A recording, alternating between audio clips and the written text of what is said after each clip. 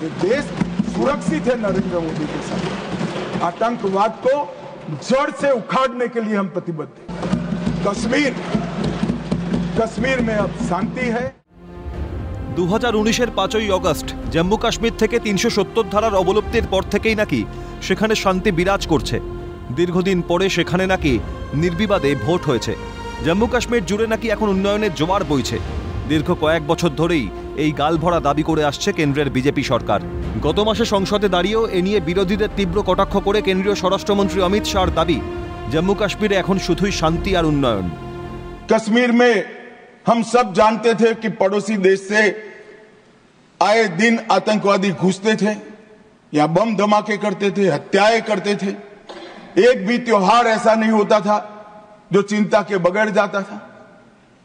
और केंद्र सरकारों का रवैया लचीला होता था, चुप्पी साध जाते थे, बोलने में डर लगता था। नरेंद्र मोदी जी के आने के बाद आतंकवाद के खिलाफ जीरो टॉलरेंस की नीति प्रधानमंत्री की ने अभी लोकसभा का चुनाव हुआ 2024 में, एक भी गोली नहीं चली। हमारी सरकार ना आतंकवाद को सह सकती है ना आतंकवादियों को सह सकती। कोई जगह नहीं है देश में। অথচ স্বরাষ্ট্রমন্ত্রীর এই দাবি যে শুধুই ফাঁপা বুলি, তার পরিচয় মিলল ঠিক এক মাস পর 22 এপ্রিল পেহেলগাঁওয়ের বৈসারানে, যখন কাশ্মীর ঘুরতে যাওয়া 26 জন নিরীহ পর্যটক সন্ত্রাসবাদীদের গুলিতে ঝাঁঝরা হয়ে গেলেন। কেন্দ্রের কাছে ঠিক এই প্রশ্নটাই করেছেন অবসরপ্রাপ্ত সেনাকর্তারা। এই যে কথাটা রটিয়ে দেওয়া হয়েছিল যে কাশ্মীরে কিছু নেই, কাশ্মীর শান্ত, আজকে সেই প্রশ্নটা উঠবে। পর্যটকরা বলেছেন পুলিশ অথবা সামরিক পোশাকে এসেছিল জঙ্গিরা, সেটা তর্ক সাপেক্ষ, কারণ স্বাভাবিকভাবেই আতঙ্কগ্রস্ত পর্যটকরা অত খুঁটিয়ে সে সময় দেখতে পারেননি। কিন্তু জম্মু কাশ্মীরে এমনিতেই থাকে অন্যান্য জায়গার থেকে বেশি নিরাপত্তা, হামেশাই ঘোরাফেরা করে সাঁজোয়া গাড়ি। সেখানে কিভাবে ঢুকে পড়ল ছদ্মবেশী জঙ্গিরা? তার কোনো আভাস কেন পায়নি সেনাবাহিনী? নাকি কেন্দ্রের গালভরা দাবি শুনে নিশ্চিন্ত হয়ে গিয়েছিল সম্পূর্ণ গোয়েন্দা বিভাগ? সময় গতকাল পেহেলগাঁওতে প্রায় একটা বড় সেন্ট্রাল গভর্নমেন্ট অফিসিয়ালস তারা কিন্তু একই সময় ভিজিট করছিল।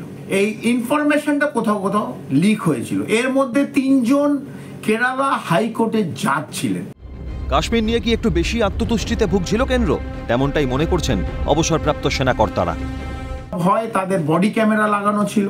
তারা এই রক্তগঙ্গা যে বইয়ে দিল এই পেহেলগাঁওতে, এইটা পুরোটা ভিডিও করলো এবং কাশ্মীর এবং যারা পাকিস্তানে যাদের হ্যান্ডলার, এই লোকগুলোর হ্যান্ডলার, তারা কিন্তু এটা পুরোটা লাইভ দেখেছে।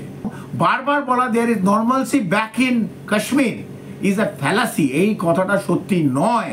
এই কথাটা যে রটিয়ে দেওয়া হয় ভোটের জন্যে, ভোট ইলেকশনের জন্যে, এইটা প্রকৃত রূপে কিন্তু মিথ্যে।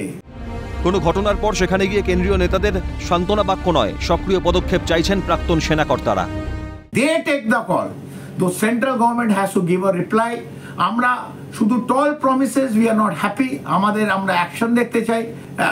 এই দৌড়ে চলে যাওয়া, দুটো মিষ্টি কথা বলা, কুমিরের কান্না কাঁদা, এর থেকে উপরে উঠে টু বি অ্যাক্টিভ আমরা দেখতে চাই ভারতবর্ষকে। পশ্চিমবঙ্গ সীমান্তে নিরাপত্তার অভাব নিয়ে আকছাড় তৃণমূল সরকারকে নিশানা করে কেন্দ্রের বিজেপি নেতৃত্ব। বাংলাদেশ অশান্ত হয়ে ওঠার পর সীমান্তে তার কাটার বেড়া দেওয়ার জন্য জমি দিতে চাইছে না তৃণমূল সরকার বলে দাবি করেছিলেন বিজেপি নেতারা। কিন্তু আজ প্রায় বাংলাদেশ সীমান্তের পুরোটাই বেড়া দেওয়া হয়ে গিয়েছে। অথচ নিরাপত্তার ঘেরাটোপে থাকা কাশ্মীরে জঙ্গিদের গুলির শিকার হলেন পর্যটকরা। তাহলে কি বলতে হয় বাংলার প্রতি অতি নজর দিতে গিয়ে কাশ্মীর সীমান্তের নজরদারি ঢিলে হয়ে গিয়েছিল? সত্যজিৎ মুখোপাধ্যায়ের রিপোর্ট, ক্যালকাটা নিউজ।